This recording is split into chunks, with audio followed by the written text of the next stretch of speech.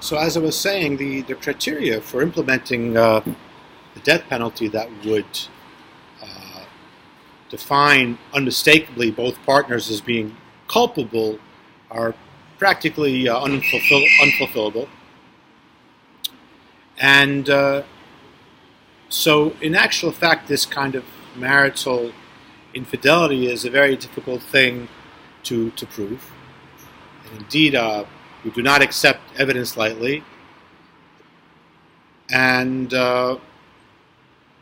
we don't even necessarily accept it if the wife makes this admission. Indeed, if when there is a case of this kind of marital infidelity, she cannot stay married to the husband or marry the interloper, the other man. Thus far, laws regarding real adultery with proper eyewitness testimony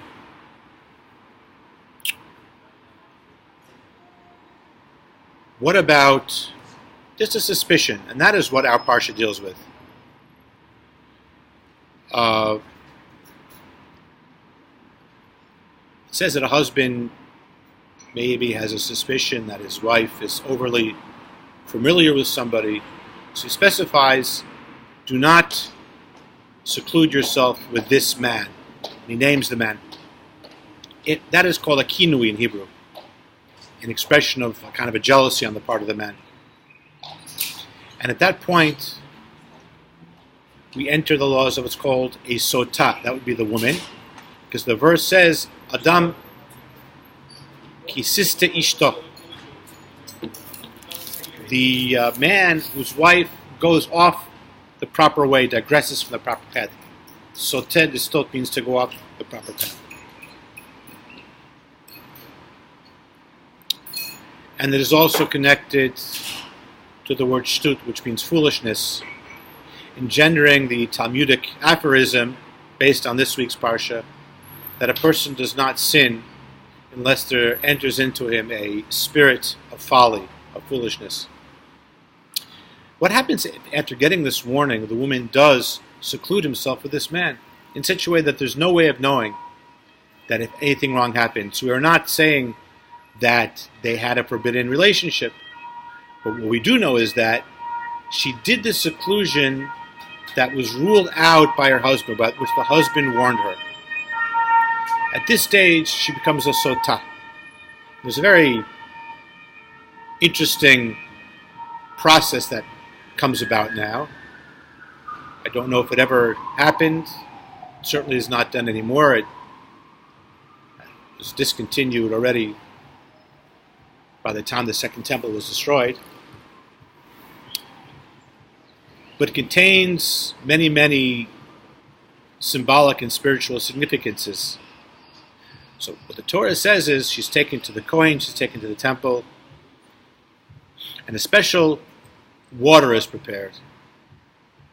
The mei sota, the waters of the sota. Simple water.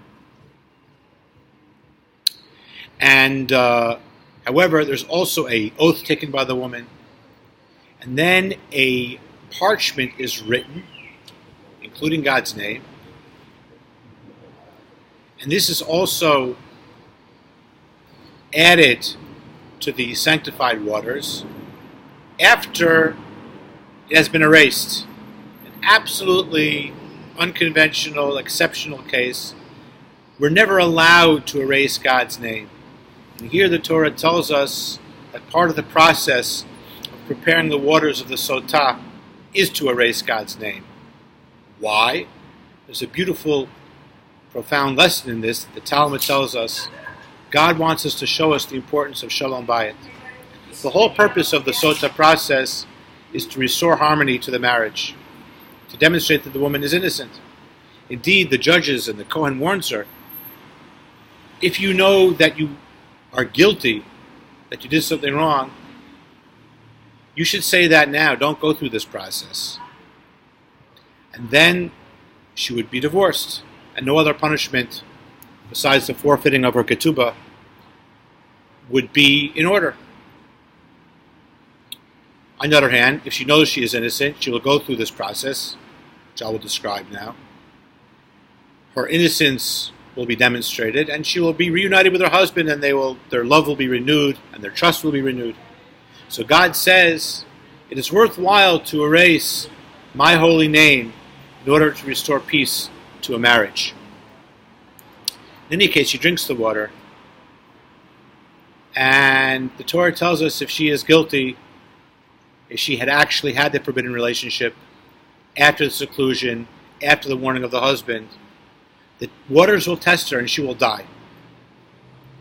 If she is innocent, she won't. But not only that, she will give birth.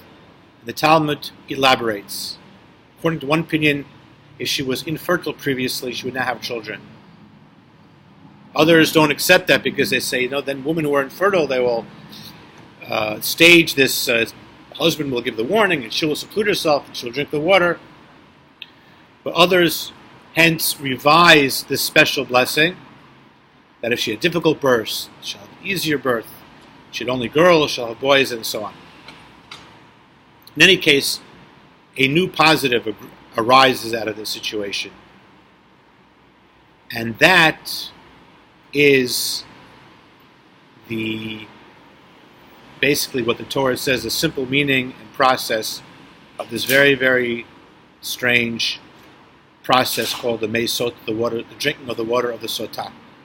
This is not to be compared to sort of medieval practices and trials where the punishment was taken into our own hands. Here we don't do anything. We give her plain water. It's the verses in the Torah that tell us what the consequences could be. And in a moment, we're going to look at some very significant metaphorical ramifications of this commandment.